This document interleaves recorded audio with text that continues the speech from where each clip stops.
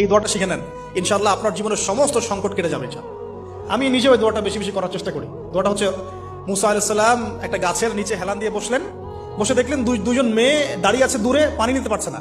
লোকজন পানি নিয়ে যাচ্ছে, ওরা দাঁড়িয়ে আছে বেচারি। মুসা আলাইহিস সালাম গিয়ে বললেন, কি সমস্যা আপনাদের? এটা নিয়ে আপনারা আবার মেয়েদের সাথে কথা বলার চেষ্টা করেন।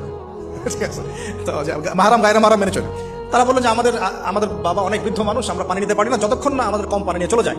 মুসা আলাইহিস সালাম একটু বললাম না, ফিজিক্যালি খুব স্ট্রং ছিলেন, থাকে না বডি বিল্ডার, সামনে গিয়ে কথা বলে সরো পানি দিতে দাও, তখন মানুষ একটু মূল্যায়ন করে না। তো মুসা আলাইহিস সালাম এভাবে পানি নিয়ে দিলেন এবং বাছুরদেরকে পানি পান করালেন, করিয়ে গাছের নিচে এসে বসে আছেন। বসে বসে তিনি দোয়া করছেন, এই যে দোয়াটা তিনি দোয়া করছেন, রব্বি, একটা নেক কাজ করলেন না, মানুষের উপকার করলেন, নেক কাজ করে এসে গাছের নিচে বসে দোয়া করছে, আল্লাহ এখানে তো আমার খাবার পানি বাসস্থান কিছুই নাই, আমি কি করব? রব্বি ইন্নী লিমা আনজালতা ইলাইয়া মিন খায়রিন ফাকির, রব্বি ইন্নী লিমা আনজালতা ইলাইয়া মিন খায়রিন ফাকির।